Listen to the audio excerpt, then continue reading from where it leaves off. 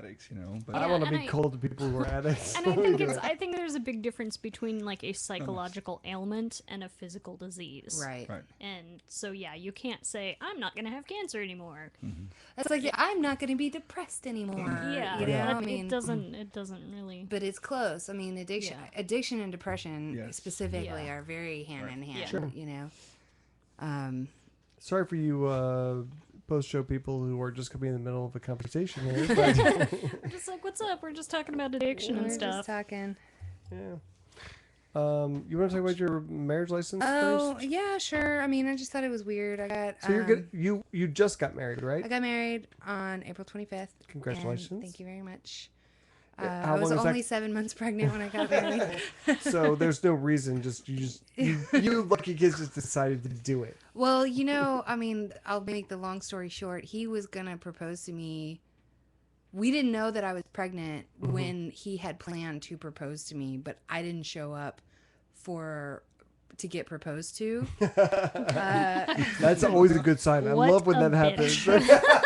But it was, it was like a lot of stuff. I was finishing up my thesis and we were supposed to go out of town, but I had gotten really drunk the weekend before and I didn't get enough work done. So I had to stay behind. He was mad at me. Turns out that I was so hungover because I was actually really drunk while I was pregnant and didn't know it. Right. And so I couldn't get out of bed for like 2 days. Like you do. Yeah, because I'm a party animal. And anyway, so yeah, we were going to get married anyway, you guys. It just so That's happened. what they all say. Dirty know. sinners. I know. Also, we're dirty sinners. Like, dirty. You have no idea. dirty sinners. No. She showed me the pictures. It's... Those are the mild ones, too. I know, right? Those are the... Those are the ones we're sending the family.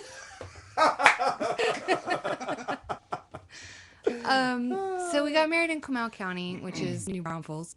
Okay, And, that's north of San Antonio? north of San Antonio. It's a very traditional, kind of old school, small town, German Catholic, whatever. Anyway, our marriage license says... And this is the marriage license from the county? From the county. So you go to the county, you pay $82. $82? Really? Yeah. Okay. I don't know where that fucking dollar amount comes from, but that's how much it costs to get married in Comal County. Okay. Our friend who married us just got like the internet, I'm a minister, Yep. whatever thing.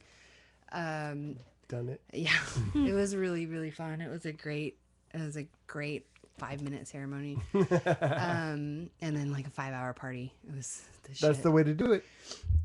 Anyway, so the marriage certificate says, be it known to any person authorized by the law of the state of Texas to conduct marriage ceremonies, you are hereby authorized to celebrate and make due return to the county clerk of Comal County within 30 days from after performing the marriage ceremony, the rite of holy matrimony in like 48 font between him and me, and then sign here. The and all dog, that of shit. course, because gay marriage is a thing now, so there's a dog involved. Yeah, and so when we're filling out the paperwork, it was like husband here, wife here, whatever. But right here, the largest letters on the whole fucking thing is rite of holy matrimony. Rite of holy matrimony. And so And that's why the dirty gays can't do it. So we're in the county clerk's office, right? Like doing the thing, and it was Wait, what were you doing at the courthouse? Consummating. What? Yeah, right. Picture didn't happen. Getting the paperwork done, and Is that the new new euphemism your kids are using these days? yeah, that's true. Right before we contract chlamydia, We're doing the paperwork. we're gonna go do some paperwork and get some bacterial infections. Or it's a virus, I guess. Whatever. Yeah. Anyway, Who cares? so Are you taking his name? no, that's a terrible name. It's an awful name. I was just gonna say. I just saw it. And I was like, oh, I have a geez. hard enough name already. Right? Although at least it's alliterative. Your yeah, name, that's so true. that's good. It's interesting that your middle name is Marina, given your avocation. Oh, it's true. I mean, this was all according to God's plan. Obviously, it's the Duh. fucking biggest words on your marriage certificate is the holy matrimony. So, when we were doing it, when we were getting the paperwork done, and the lady gave us the certificate, we kind of looked at each other and we're like, "Ooh, we don't like that," But it's not really. What can you do? What can you do? That's the certificate. Yeah, and so we left, and What does the word holy mean? Does anyone? I mean, I'm going to look it up real quick. So that's the conversation we had in the car afterwards. Like, okay, what does holy mean? Does that mean Catholic? Connected to a god or a religion, religious and morally good, Yeah. exalted or worthy of complete devotion as one perfect in goodness or righteousness. Is it connected to a particular religion? No, it's any religion. So it could be any religion. I looked at holy matrimony and it refers to Christian. It does. I looked up holy and it just says blessed, sacred, consecrated, hallowed. See, when I look up a holy, I just get XXX stuff. I'm on Merriam-Webster. Let me look at Oxford. Now we know what happened to the pastor. Holy Bible study for children. I try to stay away from like dictionary.com and all those because they tend to have like really janky Aren't those like definitions. crowdsourced? I don't know.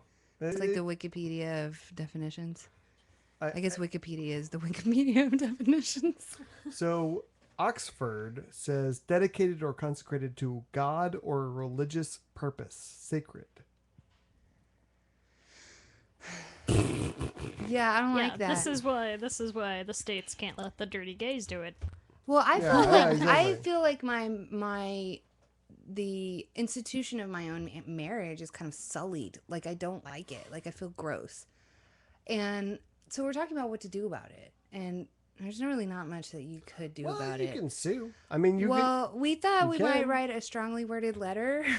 Oh, that'll work. I know, but I feel Christians will be like, I'm going to take this minority person's position really, really seriously. Let's all have a meeting. But I mean, maybe it won't change anything, but I feel some kind of like compulsion or obligation to at least make a statement of Sure.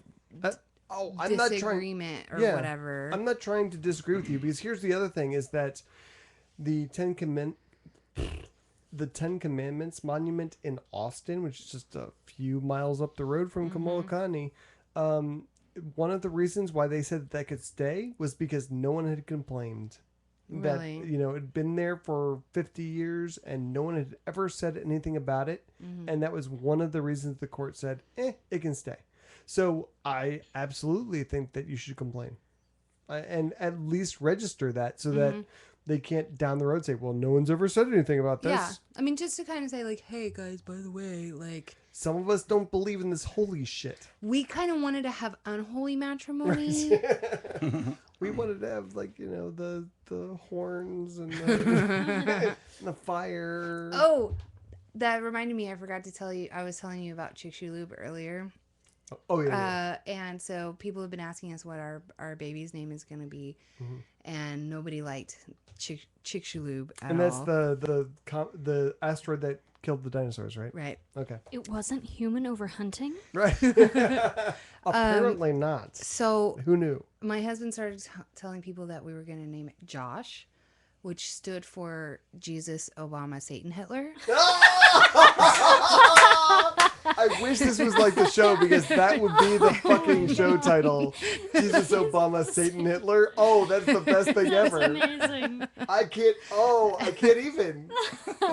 You have lost your ability to even. I can't. No. It's gone. Jesus, Obama, Satan, Hitler. Oh, that's the best thing ever. Lumwabacher. Oh, that's good. Yeah. That's good stuff. All right, that's all I got about that. Okay. So if anybody is still listening, like if you have any ideas of like what I should do, how I should communicate with Kamal County, my uncomfortable position with holy matrimony, I would love to hear it. I've been inundated today with messages about people who are dismayed about people not respecting religious people. I don't know that you want to talk at all about that Vance. Yes. About.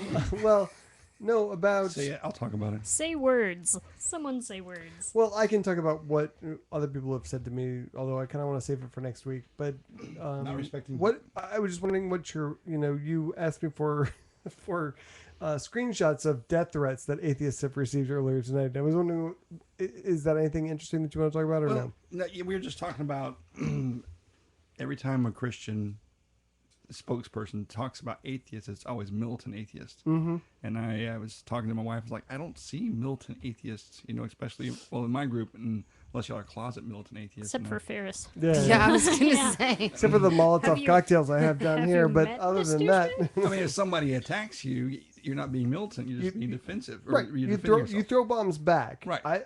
I rarely initiate bomb throwing. I do, but rarely. Right, and I find the Socratic method is the best method to make agree. people go, well, I really don't know, and which is what it boils down to. But yeah, so I was like, well, Christian. I told my wife, I said, Christian gets death threats, and she's Do you like, really? no, he doesn't.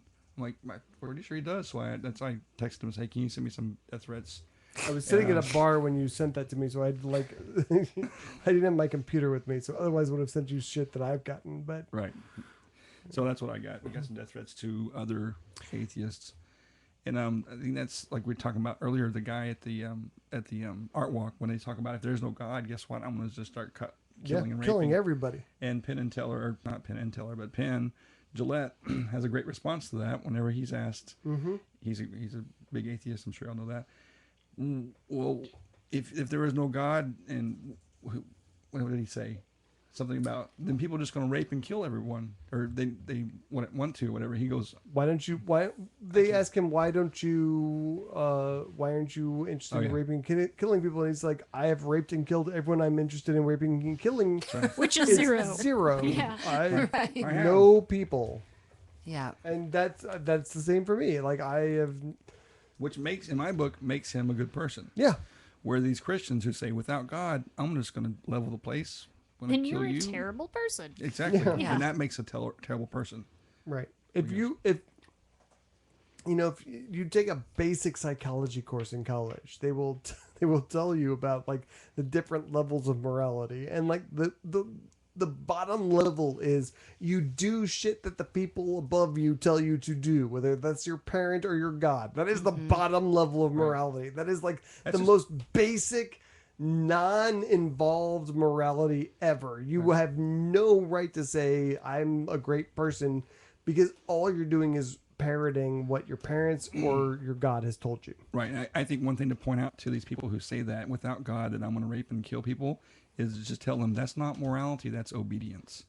And when you're saying that the person who's watching over you is gone, you're going to do what you want to, that's obedience. That has absolutely nothing to do with morality. Nothing. Yeah, Because I you can agree. be obedient, and there's German soldiers that were obedient and killed lots of people. And they're mostly dead now. Right. But that's the difference between morality and obedience. I mean, you can do bad things and still be obedient. Yep.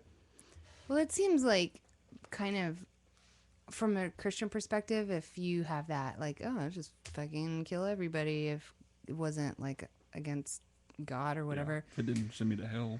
I mean, it's like kind of this weird sort of logical disconnect where you think you're going to like trick God into thinking that you're a good person. God knows your know? heart, doesn't it? And open the Bible and say God knows your heart right here. Yeah. So it seems like, well, just fucking do it then. Yeah. Like, if you really want to do it, again, back Yeah. to like calling their bluff, right? And Do then it. just say you're sorry later, because that's Do how it. that fucking Right. system works, right? Exactly. Go to confession. Yeah, yeah. This is why Pascal. One of the many reasons Pascal's wager does not resonate with me is like, isn't God gonna know that you're just believing just in case? Is he gonna be like, dude, do Nice not play try. a playa, okay? Yeah, exactly. Dude, I made this shit. All of this is mine. You're But- not fooling anyone. But Pascal's wager also requires you to believe in every religion that has something negative on the other side. I've just been called just the pick Ron one. Jeremy of Atheist Airwaves, which makes me really in the chat room, and I'm really, really disturbed by that. What? Why? I don't know. Because you're a huge dick.